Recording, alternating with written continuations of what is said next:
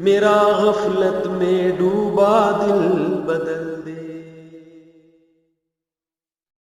قرآن نے بالکل شروع سے بیان کیا ہے کہ وَإِنْ خِفْتُمْ شِقَاقَ بَيْنِهِمَا فَابْعَثُوا حَكَمًا مِّنْ أَهْلِهِ وَحَكَمًا مِّنْ أَهْلِهَا إِنْ يُرِيدَا إِصْلَاحًا يُوَفِّقِ اللَّهُ بَيْنَهُمَا.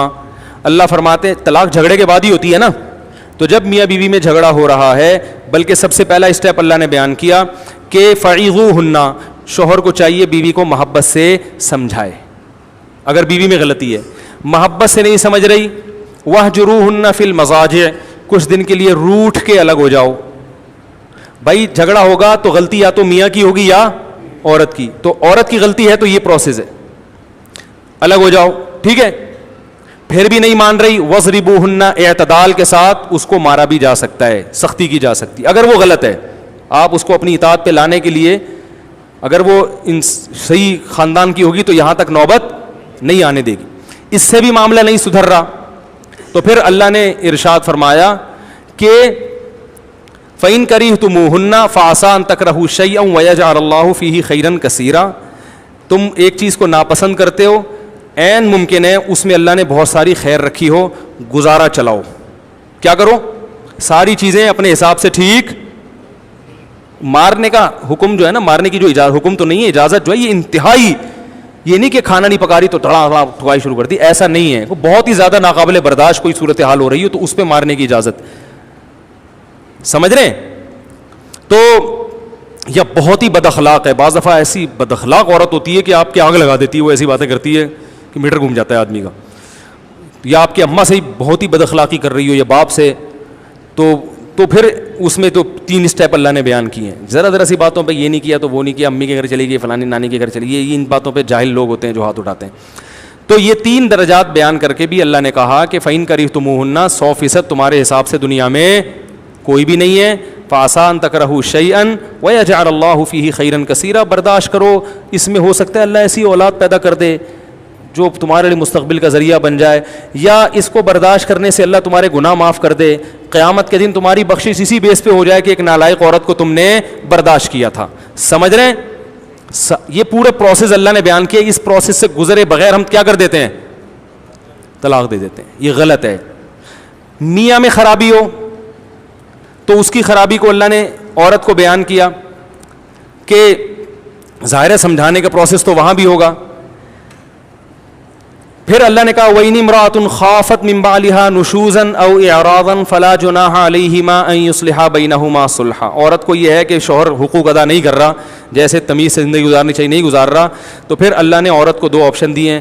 یا تو اس سے طلاق کا مطالبہ کرے, بلکہ مطالبے سے پہلے اللہ نے کہا ہے کہ بیچ کا کوئی سلو کا راستہ اختیار کرو, کچھ حقوق سے دستبردار ہو جاؤ کہ بھئی طلاق کے بعد زندگی جو گزرے گی اس سے بہتر, فی الحال اس سے تو بہرحال بہتر ہی ہے. کتنی عورتیں ہیں جن کے شوہر ظالم ہیں مگر وہ کہتی ہیں طلاق لیں گے تو ایسا بھی نہیں ملے گا, ابھی کم از کم مکان کی چھت ملی ہوئی ہے, کم وقت پورا خرچہ نہیں دیتا تو چلو تھوڑا سا تو دے رہا ہے, کچھ میں کر رہی ہوں, کچھ یہ گزارا چلا لیتا ہے, پان گٹکے کھاتا رہتا ہے سارا دن, لیکن نام تو لگا ہوا ہے نا میاں کا, بچوں کا باپ تو ہے. تو اللہ نے کہا کہ بیچ کا راستہ اختیار کر لو, اس انسان کے بچوں کو سدھارنا ممکن یہ تو آخرت میں اللہ ہی سیدھا کریں گے. تو بیچ کا راستہ اختیار کرو, سلو میں بہتری ہے, ٹھیک ہے نا. میں تو ایسے بھی بتاتا ہوں لوگوں کو کہ بھائی اگر میاں بیوی میں لڑائیاں بہت ہو رہی ہیں, طلاق نہ دو, الگ الگ رہ لو یار. کیا خیال ہے, ہفتے میں 1 دن قائد اعظم کے مزار پہ ملاقات کیا کرو بس, تاکہ لڑائی کی نوبت ہی نہ آئے. ہاں وہ مزار آج کل اللہ معاف فرمائے کیا یعنی حال بنا ہوا ہے, ڈیٹنگ پوائنٹ بنا ہوا ہے وہ, تو آپ حلال ڈیٹ مار لیا کرو اس پہ, حلال ڈیٹ. بھائی کیونکہ ایک ساتھ رہیں گے لڑیں گے, ایسے وہ دماغ ان کا ایسا ہوتا ہے وہ نہیں رہ سکتے.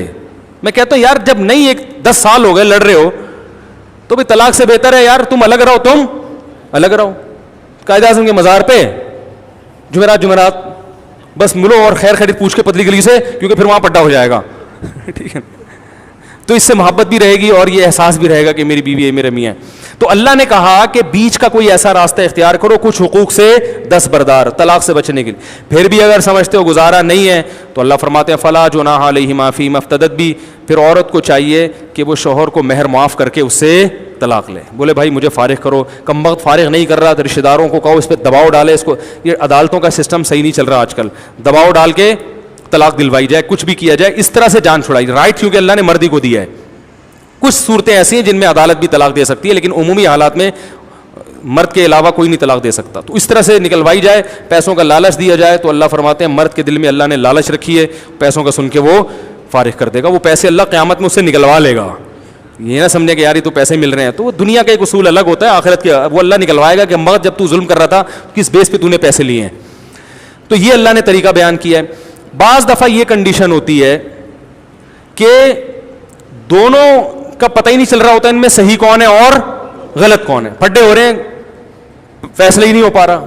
لڑکی کے ابا جب اپنی بیٹی کی بات سنتے ہیں ان کو لگتا ہے بیٹی صحیح ہے, داماد کی سنتے ہیں تو لگتا ہے داماد, وہاں بھی یہی حال ہے. تو اللہ نے فرمایا کہ طلاق سے پہلے کیا کرو, وَإِنْ خِفْتُمْ شِقَاقَ بَيْنِهِمَا, دونوں میں جھگڑے ہو رہے ہیں, لڑائی کا ڈر ہے, دونوں خاندانوں کے افراد کو بٹھاؤ.